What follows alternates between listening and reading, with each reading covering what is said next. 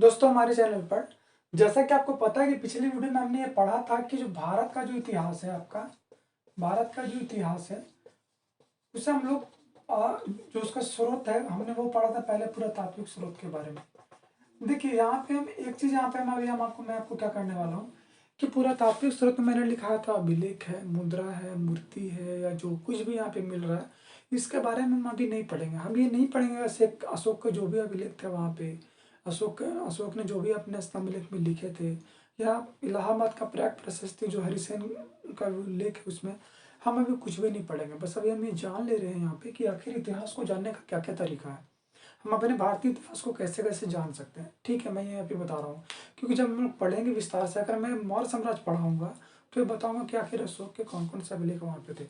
इसके बाद दूसरा नंबर पे हमारा ये है ये कि जो हमारा क्या कहते हैं जो साहित्यिक स्रोत है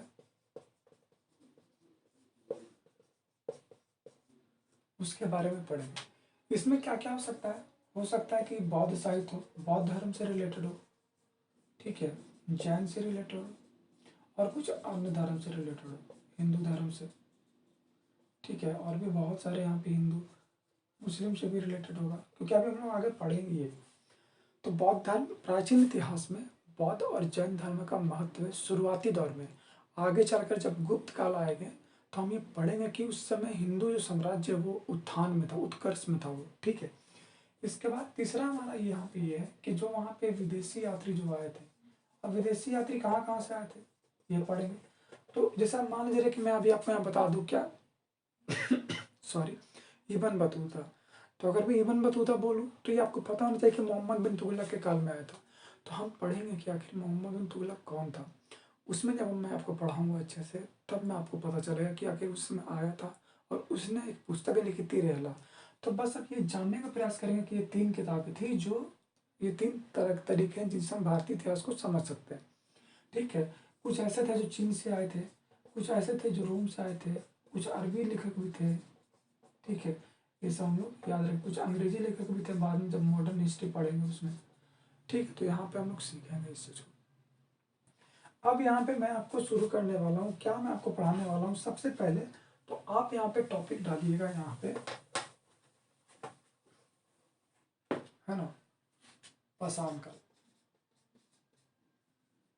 मैं आपको पढ़ाने वाला हूँ पाषाण काल। देखिए आप लिखने से ज़्यादा आप सुनने का प्रयास करिए क्योंकि अगर आप सुनेंगे तो आपको ज़्यादा कुछ समझ में आएगी मेरे पास। पाषाण का मतलब होता है पत्थर यानी स्टोनेज। क्या पढ़ने वाले हैं हम लोग यहाँ पे? स्टोनेज। हम लोग यहाँ पे पढ़ने वाले हैं स्टोन एज के बारे में और हम इसमें यह पढ़ने का प्रयास करेंगे कि आखिर इस स्टोन एज में जो हमारे पूर्वज थे, या पूर्वज कहने का मतलब है कि जो हमसे पहले जो सबसे पहले धरती पे आए, ठीक है, जो मानव, वो अपना जीवन कैसे जीते थे, ठीक है, खाना कैसे खाते थे, ठीक है, निवास स्थान उनका क्या था, इसके बारे में पढ़ने वाले। तो यहाँ पे हम सबसे पहले इसको हम 3 भाग में बांटेंगे, ठीक है। इसको आप लोग भी लिख लीजिएगा, लिखते चलिए। पूरा पाषाण काल, ठीक है। दूसरा लिखेंगे मध्य पाषाण काल,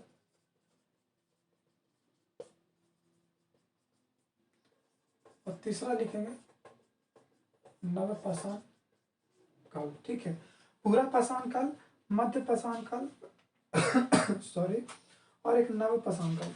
ये 3 चीज हम यहाँ पे पढ़ने वाले हैं। पूरा पाषाण काल, मध्य पाषाण काल और नव पाषाण काल के बारे में यहाँ पे पढ़ेंगे।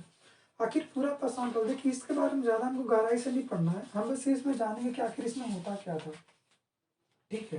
पूरा पाषाण काल में क्या होता था, मध्य पाषाण काल में क्या होता था, ये पढ़ेंगे।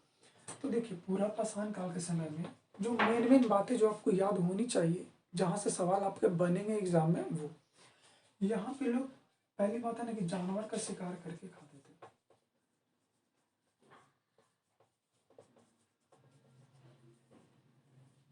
ठीक है।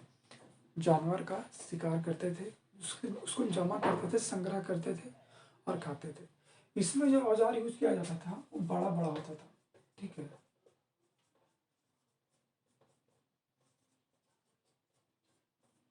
कैसा औजार होता था? बड़ा। मतलब कि अगर उसे शेर को मारना है तो वो क्या करते थे कि पत्थर को ऊंचाई पे ले जा करके जब शेर आता होता था तो उस पर गिरा देते थे। ऐसे होता था पहले शिकार।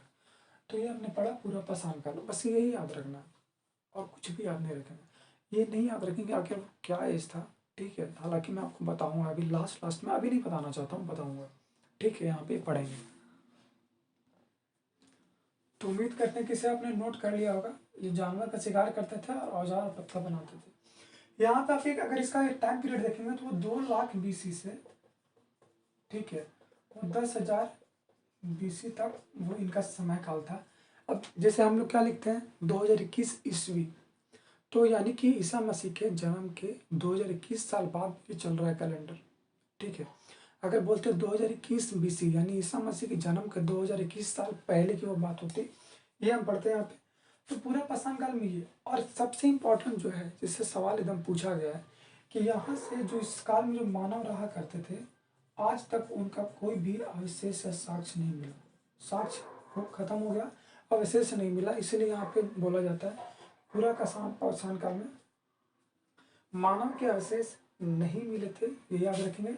औजार इसमें बड़ा यूज किया जाता था, ये पता होना चाहिए, जानवर का शिकार करते थे, ठीक है। तो उम्मीद करते हैं आपने नोट कर लिया होगा, तो इसे आप लिख लें, ठीक है। इसके बाद हम पढ़ने वाले हैं और यहाँ पे पढ़े मध्य पाषाण काल के बारे में, ठीक है, मध्य पाषाण काल के बारे में।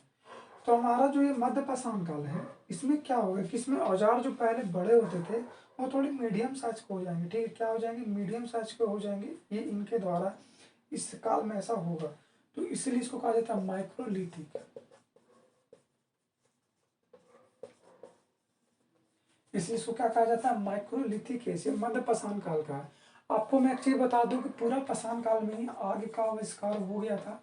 अब मैंने बोला आविष्कार हो गया था, लेकिन लेकिन ये जो व्यापक रूप से जो यूज है ना, कि आग का व्यापक रूप से यूज होगा वो किस में होगा? मध्य पाषाण काल में।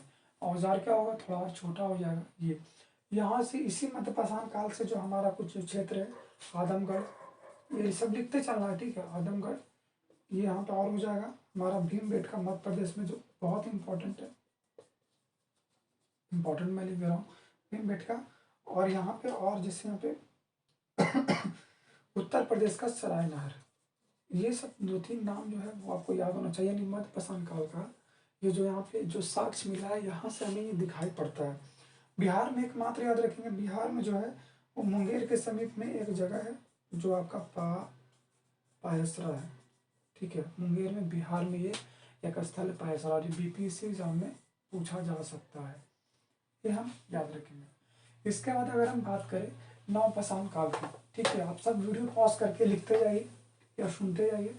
नवपाषाण काल में सबसे जो मोस्ट इम्पॉर्टेंट ये क्रांति इस युग में था। इस अगर तीनों की अगर बात करें तो ये क्रांति था, क्योंकि अब तक जो मानव थे वो भटक भटक करके जीवन निर्वाह कर रहे थे। आज यहाँ है, कल वहाँ है। लेकिन नवपाषाण काल में क्या हुआ है कि इसी काल में कृषि की शुरुआत हुई। अब आप ऐसे सोचिए कि अगर ये व्यक्ति अगर धान लगाएगा तो धान को पकने में कम से कम तो 4 से 5 महीने, 6 महीने तो लगेंगे। तो यानी कि वो 6 महीना तक एक जगह यहाँ पे इसी खेत के आसपास वो क्या करेगा? ये आदमी रहेगा। तो अब रहेगा यानी धीरे धीरे यहाँ पे अब रहने के लिए घर बनाएगा, और धीरे धीरे इसी कारण से यहाँ पे जीवन क्या हो जाएगा? अस्थायी हो जाएगा। यहाँ पे ये हम लोग इसको समझने का प्रयास करेंगे। तो ये सब नवपाषाण काल था, बहुत इंपॉर्टेंट है। यहाँ पे एक जगह आप याद रखिएगा, मेहरगढ़। मेहरगढ़ का संबंध किससे है? तो एकदम याद रखेंगे कि नवपाषाण काल से, नवपाषाण काल और सबसे प्राचीन बस्ती है ये। क्या ये सबसे प्राचीन बस्ती? मतलब कि ये जो हम पढ़ रहे हैं यहाँ पे मेहरगढ़ के बारे में, ये सबसे प्राचीन बस्ती है उस समय की, ये हम इसमें पढ़ेंगे। मेहरगढ़ से ही कृषि का साक्ष्य मिलता है, और ये सबसे इम्पोर्टेंट क्वेश्चन है आपका, इस पूरे सेशन का इम्पोर्टेंट में से एक होगा। कोल्डी हवा है, ये भी सब याद रखेंगे।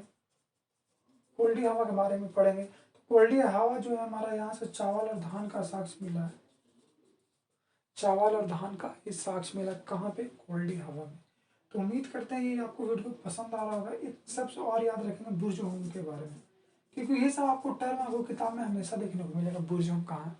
तो बुर्ज होम के बारे में पढ़ेंगे, जिसका अर्थ है श्रीनगर में, जम्मू कश्मीर में। और यहाँ से हमें क्या मिले कि जो कुत्ता और आदमी जो है उसका जो शव है साथ में दफनाया गया, ठीक है। तो उम्मीद करते हैं वीडियो आपको पसंद आया होगा। मैंने कहा बुर्ज होम में जम्मू कश्मीर में है। यहाँ पे कुत्ता और मानव दोनों को दफनाया गया साथ में। ये है यहाँ से यहाँ पे। मेहरगढ़ याद रखेंगे, कोल्डिया याद रखेंगे, भुजों याद रखेंगे, नवपाषाण काल में कृषि शुरू हुआ ये याद रखेंगे। अस्थाई जीवन बता फिगर में बनाया, तो अस्थाई जीवन भी यहीं से शुरुआत हुआ है। तो उम्मीद करते हैं सेशन पसंद आया होगा। वीडियो को लाइक करना ना भूलें।